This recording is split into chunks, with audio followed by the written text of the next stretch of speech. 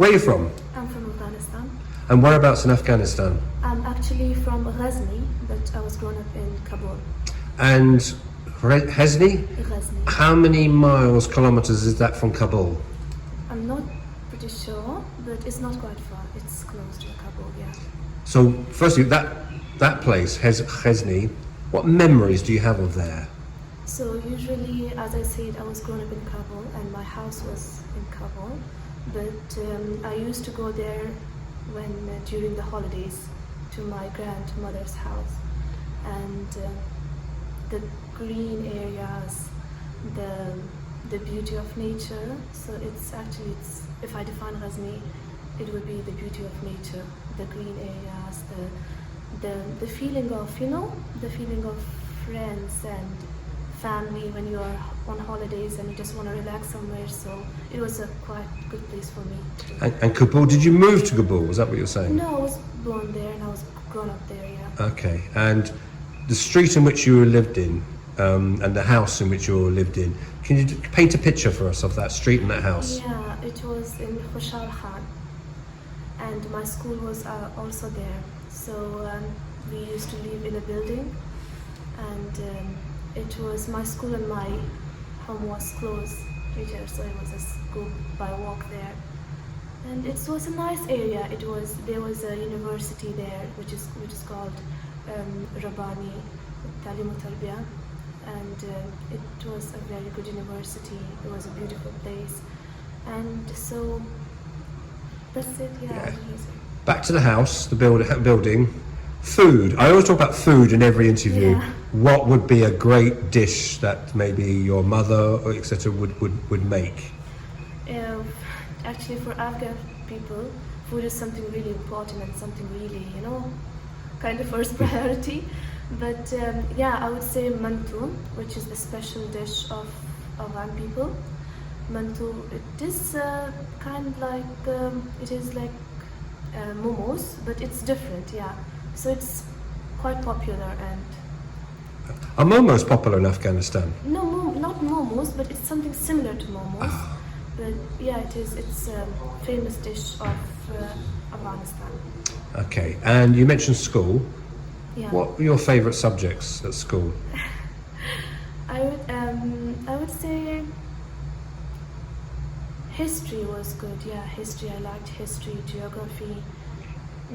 I didn't like chemistry and biology at all. I just hated those subjects. But more than the subjects, I really liked the school. I was not so into that, who studies a lot.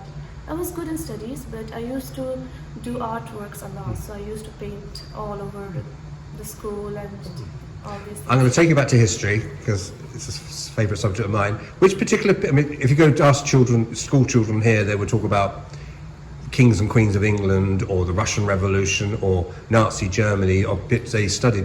Do you know which parts of history did you study back in Afghanistan? So about, as you said, about the kingdoms, we also had different kinds of kingdoms. We had different, there were different people who were running the country with their different thoughts and different leaderships. So we had we had good terms of kingdoms like Dawood Khan, like Najib. So, but they ended up, and then this is what it is now. The history has come. So we're trying to stay away from politics in this, but it's hard to. So, for example, would you have been taught about, say, the Soviet invasion of Afghanistan, the late 70s, early 80s? Was that being taught, or was it just something that wasn't mentioned? The Russians came to Afghanistan. Mm-hmm. Was that type of thing ever taught, or was that not really part of history or at school? No, it was. It was a part of history, and we had a lot of information about that in our books, about Russia, how they came, how the war began, and how it ended up, and how they left our country, and how was the kingdom after that. So yeah, we had information. What about English and things like English literature? Was your literature Afghanistan based, or indeed from the other countries, India, etc., or did you come further overseas in what you were reading? Did you read English literature or American literature? We had English books. We had English grammar and English, but no, not literature thing. We had we had in our languages like Dari and Pashto, we had grammar of them as well, but we didn't have like so most of the subjects of my country are in our language, in Pashto and Dari, which Dari is more popular, but also we had Pashto books, but not really so much related to English. Yeah, we had subjects for English as well, like science, we had Oxford science, we had English grammar, we had computer science. Yeah, that's it. You mentioned languages, so how many languages do you speak and what are they called? Yeah, so I can speak Pashto, Dari, English these days, and I can also speak Urdu. Yeah, I like that language as well. I would love to learn Arabic, which I know a little bit, but not too much. Yeah. And we're obviously doing this interview in English because my Pashtun is pretty rusty or non-existent. Yeah. You only started learning English over the last year or so? Yeah. And how was that for you? How was that difficult? It was actually so difficult. So I understand when I came here. I couldn't talk, but I understand how people talk to me, whatever they were trying to say. I couldn't communicate the way they wanted me to communicate with them. But slowly I was absorbing, as I said, and English language, and there was English literature subject, so which is quite difficult. The Macbeth stories, the Shakespeare. So it was so difficult for me at the beginning. But slowly the journey began, and I had to learn. Yeah. And again, going back into the politics slightly, or a lot, when did you leave Kabul? How can I forget that date? Yeah. It was 26th of August 2021. And was that quite dramatic? It was so dramatic. It was so the story was like we knew that something is going to happen in these days. We had the clue, and it was a night before Taliban came and everything happened. So everyone was like shouting Allahu Akbar through their windows and in the streets and everywhere.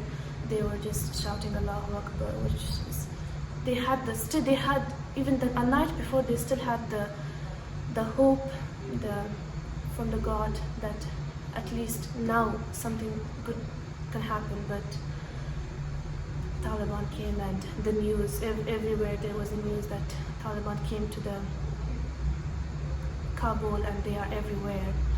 And I still remember. And after Taliban came, it was actually it was 15th of August when Taliban came, and on 15th of August it was my last exam at school. And I was preparing myself for the exam last night, but I couldn't go to the exam because tomorrow everyone was like, don't come because Taliban are on the streets and everywhere, so don't come to the school.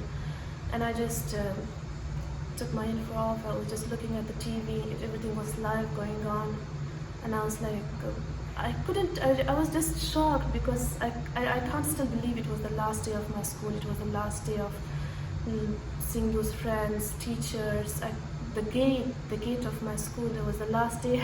I just came out from that gate, and the day when we come, it was 26th of August. So before 26th of August, it was my cousin's wedding, and we were in the wedding when my father called us that just quickly come home because he was British. He had the British passport, so of course he was kind of afraid of the situation. So he said, you have to come.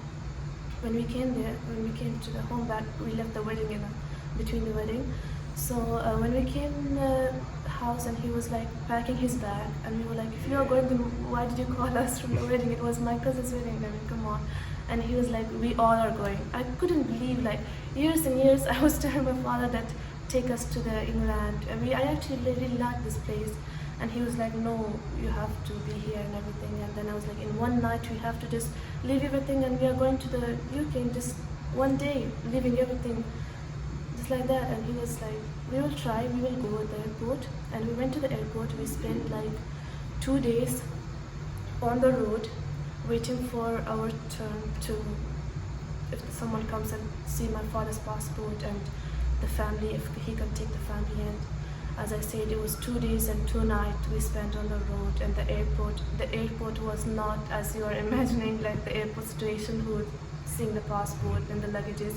So we had only backpacks, and we had like 2 pairs of dress and clothes. And then when finally it came to the airplane, so when we were entering the plane, so my sister was just looking, and the airplane was not a usual airplane, so it didn't have the seats and everything, and she was just asking me, how, where does the chairs come from the down or from the upside? I was like, there's no chairs, you're gonna sit on the ground. And when we sit on the ground, and there was not quite windows, there was only one window, and when they said that the air is gonna take off, I just looked at the window, and there is a big mountain where it has 3 colors, red, green and black, which is the color of our flag. And then I realized, oh, this is the end of this journey here in Afghanistan. So yeah, it was quite dramatic. It was. Do you hope to one day go back? Of course, I mean, when people come here, usually people ask me this question. As I said, my teachers from the journalism course, she also asks me that, what do you think after doing journalism, would you like to stay here or go there? And I said, there are 23 people in this classroom, 22 of them will be working for this country. Just let this one go back and do something for her own country. So for sure, I will go back, because however we change ourselves, whatever we wear, wherever we go, we will still be known as Afghan. So if I'm Afghan, so I have to do something for Afghans. You mentioned your course. You're at Harlow College, and you're studying journalism, Yeah, which is good news indeed. Yeah. Can't get enough journalists. Yeah. And have you enjoyed studying journalism? And why journalism? To be honest, as I mentioned before, that journalism was not my thing, because as I said, I belonged to Pashtun family, and saying something like I want to be a journalist in Pashtun family is like, oh, this is something impossible. They will take it as a joke. Why is that? Women in our families are not so into the media thing. They usually do medicine studies or religion studies. So I don't think so anyone from my family, women, are in this field, or will. I really hope so will be. And so when I came here, as my father was not even mentioning this course for me, but then my teachers talked to him and then said, this is good for her, this suits her, and she will be doing this better. If whatever you have chosen for her, she will do it, but she won't be good in that thing, like in that course or anything. So Harlow College, when I came here, I started journalism course. I'm actually enjoying it, of course. I'm really enjoying it. I want to be a voice of my country, for sure. I would, because in this, as I said, if there are 23 people from this country, 22 people in this country from this country in my classroom, so if there is a different voice or different perspective, that would be fun. That will be some new information, some new to learn about my country. Yeah. I ask people, everybody who does these interviews, and I've done over 70, where they see home as. To you, where's home right now? Here we are in December 2022, but where's home? Where's home? Home. If I say home as 4 walls and a roof, so I would say this is home. If I consider it 4 walls and a roof, so this is home. But if I consider where my heart says where is home, so I would say Afghanistan, because I was grown up there, I lived there, I went to school there, I learned there, I cried there, I smiled there, so I have memories there. I spent my childhood there, and whatever I am today, or whatever mindset, or whoever I am today is just because of that country. So I would say my home, or Afghanistan, has made me this person. So it's never gonna change that for me. Afghanistan is home. Yeah. Haya, thank you very much for your time.